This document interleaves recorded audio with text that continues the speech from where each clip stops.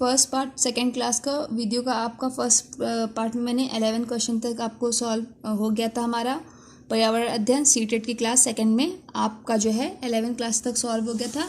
अब बढ़ते हैं 12 क्वेश्चन की तरफ। 12 क्वेश्चन आपका क्या कह रहा है, एक शिक्षक प्रत्येक बच्चों को अपने घरों की रद्दी सामग्री से कुछ उपयोगी वस्तु बनाने को कहता है। शिक्षक का शैक्षिक अभिप्राय नहीं है। इसमें हो जाएगा आपका आंसर सी। पढ़ लीजिएगा आंसर क्या कह रहा है आपका, चारों आंसर को पढ़कर फिर उसको समझकर आपको आंसर लगाने हैं। क्वेश्चन आंसर नंबर सी इसका सही है। कक्षा के श्रेष्ठ विद्यार्थियों के बारे में निर्णय करना। एक शिक्षक प्रत्येक बच्चों को अपने घरों की रद्दी सामग्री से कुछ उपयोगी वस्तु बनाने को कहता है। शिक्षक का शैक्षिक अभिप्राय नहीं है। इनका जो है शिक्षक जो कह रहा है सेंटेंस, इसमें शिक्षक का शैक्षिक अभिप्राय कौन सा इसमें नहीं है, उसको हमें सिलेक्ट करके आंसर पुटअप करना है। बढ़ते हैं नंबर 13 क्वेश्चन की तरफ। निम्नलिखित प्रश्नों को पढ़िए। चारों क्वेश्चन को पढ़ना है। मैंने क्रियाकलाप की योजना कितनी अच्छी बनाई। बी कह रहा है मैंने योजना का अनुसरण कितना अच्छा किया। सी कह रहा है मेरी शक्तियाँ क्या थीं। डी कह रहा है मुझे सचमुच कठिन क्या लगा। ऊपर दिए गए 4 प्रकार के प्रश्नों के उत्तर से होगा क्या सही होगा, पढ़िए। पढ़ना है हमें उसके आंसर को। 4 आंसर दिए आपके। शिक्षकों का स्व आकलन, बच्चों और शिक्षकों दोनों का स्व आकलन, शिक्षक द्वारा सामग्री आकलन। सी होगा बच्चों का स्व आकलन। क्वेश्चन इसमें क्या दे रहा है, पढ़ना है हमें, उसके बाद में आंसर में पुटअप करना है। इसका सही आंसर आपका होगा डी। क्वेश्चन नंबर 14 की तरफ बढ़ते हैं। क्वेश्चन नंबर 14 कह रहा है हमारा पर्यावरण अध्ययन की पाठ्यपुस्तक में प्रयुक्त भाषा। इसमें पर्यावरण अध्ययन की जो पाठ्यपुस्तक है उसमें प्रयुक्त भाषा कौन सी। नंबर ए रूखी और बच्चों के द्वारा समझने में कठिन होनी चाहिए। जहाँ कठिन वर्ड आपका आए ये बिल्कुल ये सबको पहले जो है आप मार्क कर लीजिएगा, ठीक है। ये तो बिल्कुल नहीं होगा। फिर आपका है परिभाषाओं पर बल देते हुए औपचारिक बनाई जानी चाहिए। सी तकनीकी और औपचारिक होनी चाहिए। बच्चों की दिन प्रतिदिन की भाषा में सबद्ध होना चाहिए। आंसर डी आपका सही है। क्वेश्चन नंबर 15 कह रहा है आपका, क्वेश्चन नंबर 15 है आपका, एक शिक्षक अपने विद्यार्थियों को विभिन्न पशुओं के चित्र देता है और उन पशुओं पर रंग भरने को कहता है जो हमारे घरों में नहीं रहते हैं। इस क्रियाकलाप का उद्देश्य है। इसका सही आंसर आपका हो जाएगा।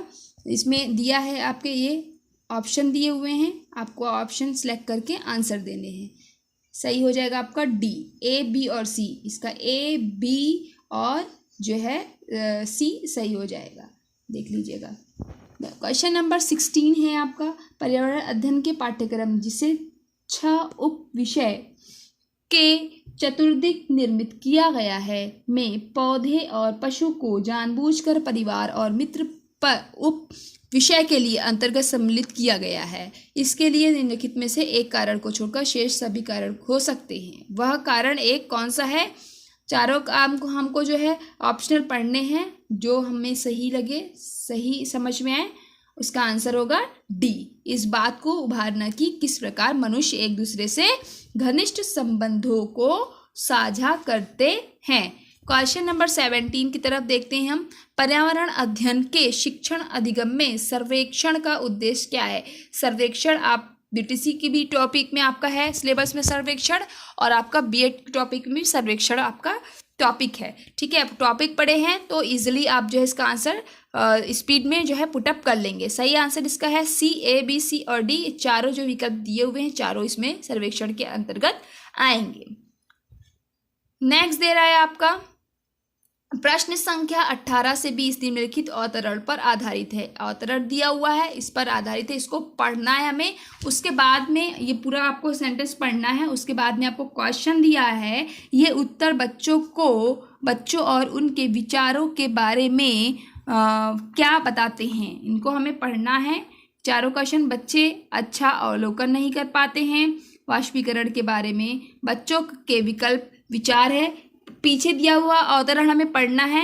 उस अवतरण को पढ़ने के बाद में हमें इनमें से जो है आंसर सिलेक्ट करने हैं। फिलहाल इसका सही आंसर है बी, वाष्पीकरण के बारे में बच्चों के विकल्प विचार हैं। उसके बाद में क्वेश्चन नंबर 19 है हमारा, शिक्षक को इन उत्तरों का सामना किस प्रकार करना चाहिए। उसमें दिया है अवतरण पढ़ना है, उसको समझकर हमें आंसर पुटअप करना है। इसका सी आंसर सही होगा। जल चक्र का एक मानक चार्ट प्रदर्शित करें। क्वेश्चन नंबर 20 है आपका, वाष्पीकरण विषय पर बच्चों की विविधि सोच का आकलन करने के लिए निम्नलिखित में से कौन सा प्रश्न एक नमूना हो सकता है। इसका आंसर नंबर सी सही है। क्या होता यदि जल चक्र होता ही नहीं। नेक्स्ट देखते हैं, क्वेश्चन नंबर 21 की तरफ बढ़ते हैं। निम्नलिखित में से कौन से राज्य जम्मू और कश्मीर के पड़ोसी राज्य हैं। आप जो है, मैंने पहले ही आपको बताया था, मैप आप बहुत अच्छे से पढ़ के जाइएगा अगर आपको टेट और सीटेट का पेपर देना है तो, ठीक है। तो जम्मू और कश्मीर के पड़ोसी राज्य कौन से हैं, हमारे जो है हिमाचल प्रदेश और पंजाब, ठीक है, आप सभी को ये पता होगा। 22 की तरफ बढ़ते हैं। प्रत्येक स्थान के नाम के साथ उस क्षेत्र में बनाए जाने वाले सामान्य घरों के सही विवरण का मिलान कीजिए। देखिए, ज्योग्राफी टाइप से उठा लिया ये क्वेश्चन आपका। मैंने पहले बताया आपको, जो आपका इन्वायरमेंट का पेपर आता है उसमें ज्योग्राफी प्लस जो है आपका इन्वायरमेंट, बायो, ये सारी चीज़ें जो है सम्मिलित रहती हैं आपके क्वेश्चंस जो हैं, ठीक है।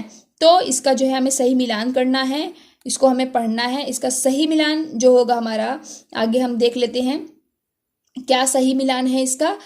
मनाली का क्या कौन सी कैसे घर हैं वहाँ पे, क्या फेमस है, ये सारी चीज़ों को मिलान करना है।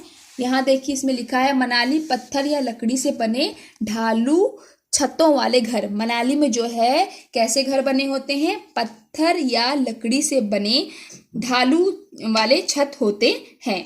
फिर है हमारा जो है राजस्थान में मिट्टी के घर जिनकी छतें जो होती, वहाँ की जो छतें होती वो कटीली झाड़ियों से छाई होती है। मनाली की जो छतें होती है वो ढाल टाइप की बनी हुई रहती है, लकड़ी और पत्थर की। राजस्थान में जो छतें होती हैं वो कटीली झाड़ियों की बनी होती है, ठीक। असम में जो छतें होती हैं वो बांस के खंभों पर बने ऊंचे उठे हुए होते हैं, ठीक, बांस के खंभों पर बने हुए वहाँ के घर रहते हैं। लद्दाख में क्या होता है, पत्थर के बने घर होते हैं जिनके फर्श और छतें लकड़ी की बनी होती है। इसको देख लीजिएगा आप लोग, इम्पॉर्टेंट है। नेक्स्ट आपका है, तो इसमें जो है आपका डी आंसर जो है सही हो जाएगा, आपका डी आंसर सही हो जाएगा। 23 आपका कह रहा है क्वेश्चन, पशुओं की त्वचा पर विविध पैटर्न डिजाइन होते हैं। पशुओं की त्वचा पर विविध पैटर्न उनकी त्वचा पर बालों के कारण होते हैं, जैसे बाघ, जिराफ, बकरी आदि। जैसे कि आपने देखा होगा जिराफ पे लाइनिंग होती है, तो किसके कारण, उनके जो है बालों के कारण उनके डिजाइन्स बन जाती है। ए इनका सही होगा आंसर। क्वेश्चन नंबर 24 की तरफ बढ़ते हैं। क्या कह रहा है, जो व्यक्ति जंगल में कम से कम 25 वर्षों से रह रहे हैं उनका उस जंगल भूमि पर और उसमें पैदा होने वाली वस्तुओं पर अधिकार है। यह जनादेश किसके द्वारा दिया गया है, यह जनादेश जो है जंगल अधिकार अधिनियम 2007 के तहत दिया गया है। 25 की तरफ देखते हैं। निम्नलिखित में से मच्छरों द्वारा फैलने वाले रोगों का समुच्चय कौन सा है। इसमें से जो है समुच्चय पूरा हम पढ़ेंगे, फिर इसमें जो है सिलेक्ट करेंगे। तो इसका सही आंसर है डेंगू, मलेरिया और चिकनगुनिया। आप सभी इसको जानते हैं अच्छी तरीके से।